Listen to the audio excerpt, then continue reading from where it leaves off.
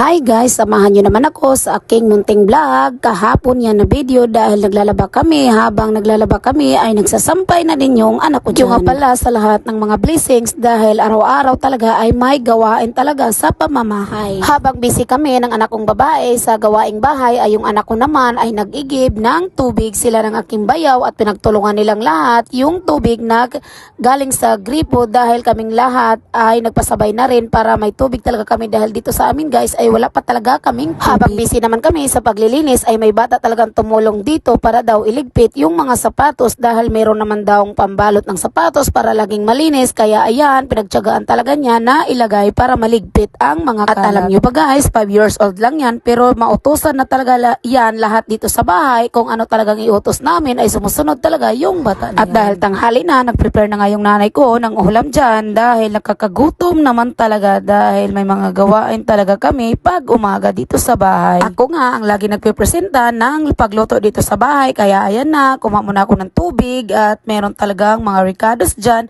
at hintayin natin kumulo para ilagay na natin yung pritong isda.